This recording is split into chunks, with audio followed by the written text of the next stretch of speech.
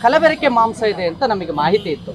ಆ ಮಾಹಿತಿ ಮೇರೆಗೆ ನಾವು ಅಲ್ಲಿಗೆ ಬಂದಾಗ ಅಲ್ಲಿ ಈ ನಾವು ಬರೋದಕ್ಕೆ ಮುಂಚೆನೆ ಕೂಡ ಮಾಧ್ಯಮವೂ ಇತ್ತು, ಜೊತೆಯಲ್ಲಿ ಪೊಲೀಸ್ ಕೂಡ ಅಲ್ಲೇ ಇದ್ರು ಹೊಯ್ಸಳೋದು.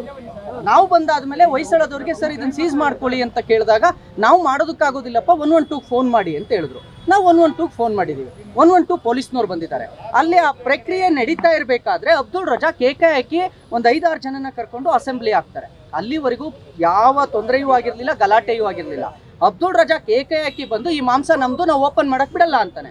ಯಾಕೆ ಬಿಡಲ್ಲ, ಅದ್ರೊಳಗೆ ಏನಿದೆ ಅಂತ ಕೇಳ್ತೀವಿ. ನೋಡಿ, ಕಲಬೆರಕೆ ಮಾಂಸ ಇದೆ ಅಂತ ನಾವು ಈಗಾಗಲೇ ಹೇಳ್ತಾ ಇರೋದು. ಸರಿ, ಇಷ್ಟೆಲ್ಲ ಆದ್ಮೇಲೆ ಫುಡ್ ಇನ್ಸ್ಪೆಕ್ಟರ್ ಬಂದು ಅದೆಲ್ಲ ತಗೊಂಡು ಹೋಗ್ಬೇಕಾದ್ರೆ ನಾನು ಪೆನ್ ಡ್ರೈವ್ ಹಿಡ್ಕೊಂಡು, ಪೆನ್ ಡ್ರೈವ್ ನನ್ನ ಹತ್ರ ಇದೆ, ಈ ದಾಖಲೆ ನೀವೇನಾದ್ರೂ ಮುಚ್ಚುಮರೆ ಮಾಡಿದ್ರೆ, ಈ ತನಿಖೆಯನ್ನ ನೀವೇನಾದ್ರೂ ಸರ್ಕಾರದ ಪರವೋ ಅವನ ಪರನೋ ಯಾರೋ ಪರ ಎಲ್ಲ ಸೇರ್ಕೊಂಡು ಅಧಿಕಾರ ದುರ್ಬಳಕೆ ಮಾಡ್ಕೊಂಡು ಮಾಡಿದ್ರೆ ಅದಕ್ಕೆ ಬೇಕಾಗಿರೋ ದಾಖಲೆ ನನ್ನ ಹತ್ರ ಇದೆ, ನಾನು ಇದನ್ನ ಮತ್ತೆ ಮಾಧ್ಯಮದ ಮುಂದೆ ಇಡ್ತೀನಿ ಅಂತ ನಾನು ಬಹಿರಂಗವಾಗಿ ಹೇಳಿದೆ. ಅದಾದ ಸೆಕೆಂಡಿಗೆ ನನ್ನನ್ನು ಎತ್ತಿ ಪೊಲೀಸರು ತಮ್ಮ ವ್ಯಾನಿಗೆ ತುಂಬಿಕೊಂಡ್ರು. ಅಲ್ಲಿಂದ ಸೀದಾ ತಗೊಂಡೋಗಿ ನನ್ನ ಕಾಲು ಆಲ್ರೆಡಿ ಪೆಟ್ಟಾಗಿದೆ, ನನ್ನನ್ನು ಸೀದಾ ಕಾಟನ್ಪೇಟೆ ಪೊಲೀಸ್ ಸ್ಟೇಷನಿಗೆ ಕರ್ಕೊಂಡೋಗಿ ನನ್ನ ಕೈಲಿ ಕಾಲು ಮರ ಹಿಡ್ದಂಗಾಗಿತ್ತು, ಎಡಗಾಲು ಸಂಪೂರ್ಣವಾಗಿ ವಾಕ್ ಮಾಡೋಕೆ ಆಗ್ತಿರ್ಲಿಲ್ಲ. ಸರ್, ನನ್ನ ಕೈಲಿ ನಡೆಯೋಕೆ ಆಗ್ತಿಲ್ಲ ಅಂತ ಅಂದೆ.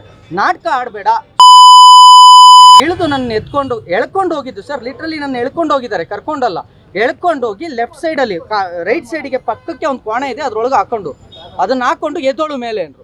ಸರ್, ನನ್ನ ಕಾಲು ಮರಗಟ್ಟಿದೆ, ಮಳೇಲಿ ನೆಂದಿದ್ದೆ, ಕಾಲು ಹಿಡ್ಕೊಳ್ಳುತ್ತಲ್ಲ ಆ ರೀತಿ ಹಿಡ್ಕೊಂಡು ಮರಗಟ್ಟಿದೆ, ಇದು ನನ್ನ ಕಾಲಿಗೆ ಮೊದಲೇ ನರ ಏಟಾಗಿದೆ, ಅದು ಫ್ರ್ಯಾಕ್ಚರ್ ಆಗಿದೆ, ಹಾಗಾಗಿ ನಿಂತ್ಕೊಳ್ಳೋಕೆ ಆಗ್ತಿಲ್ಲ ಸರ್ ಅಂತ ಅಂದೆ. ನಾನು ರಾಘವೇಂದ್ರ ಸ್ವಾಮಿಗಳಿಗೆ 3 ದಿನದಿಂದ ನಾನು ವ್ರತದಲ್ಲಿದ್ದೆ, ನನ್ನದು ಅಸ್ವಸ್ಥರಾಗಿದ್ದೀನಿ, ನನಗೆ ಆಗ್ತಿಲ್ಲ ನಿಂತ್ಕೊಳ್ಳೋಕೆ ಅಂತ ಹೇಳಿದ್ರೆ ನನ್ನನ್ನು ಸಂಪೂರ್ಣವಾಗಿ ನನಗೆ ಅಲ್ಲಿ ಅವಾಚ್ಯ ಶಬ್ದಗಳಿಂದ ಬೈದಿದ್ದಲ್ದೆ, ಬಹಳ ಕೆಟ್ಟ ಶಬ್ದದಲ್ಲಿ ಬೈದಿದ್ದಲ್ದೆ ಟಾರ್ಚರ್ ಮಾಡೋಕೆ ಶುರು ಮಾಡಿದ್ರು. ಅದಾದಮೇಲೆ ACP ಚಂದನ್ ಅವರು ಬರ್ತಾರೆ.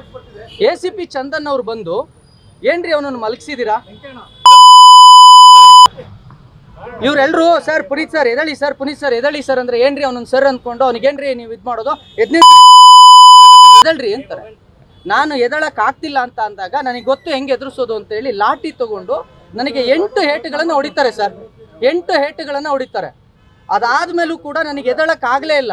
ಅದಾದ್ಮೇಲೆ ಜುಟ್ಟು ಮತ್ತೆ ಇದನ್ನ ಹಿಡ್ಕೊಂಡು ಗಟ್ಟಿಯಾಗಿ ಮೇಲೆತ್ತಿ ನನ್ನ ಬಟ್ಟೆಯನ್ನ ಸಂಪೂರ್ಣವಾಗಿ ಬಿಚ್ಚಿ ಸರ್, ನಾನು ಆಕ್ಚುಲಿ ಅವರು ಹೇಳಿದ್ರು ಇದನ್ನ ಮಾಧ್ಯಮದ ಮುಂದೆ ನಿನ್ ಕೈಲಿ ಹೇಳ್ಕೊಳಕ್ ಆಗುತ್ತಾ, ನಿನ್ನ ಮರ್ಯಾದಿನೇ ಹೋಗೋದು ಅಂತ. ನಾನು ಮರ್ಯಾದೆ ಹೋಗಲ್ಲ ಸರ್, ನಾನು ಒಬ್ಬ ಹಿಂದೂ ಕಾರ್ಯಕರ್ತನಿದ್ದೀನಿ, ಇದು ನನ್ನ ಒಬ್ಬನ ಮೇಲೆಲ್ಲ, ಯಾವ ಹಿಂದೂ ಕಾರ್ಯಕರ್ತರ ಮೇಲೆ ಆಗಿದೆಯೋ ಅವರು ಬಹಿರಂಗವಾಗಿ ಹೇಳ್ಕೊಳ್ಳೋದಕ್ಕೆ ಭಯ ಪಡ್ತಿದ್ದಾರೆ ಮರ್ಯಾದೆ ಹೋಗುತ್ತೆ ಅಂತ. ಖಂಡಿತವಾಗಿಯೂ ನಮ್ಮ ಮರ್ಯಾದೆ ಹೋಗೋದಿಲ್ಲ.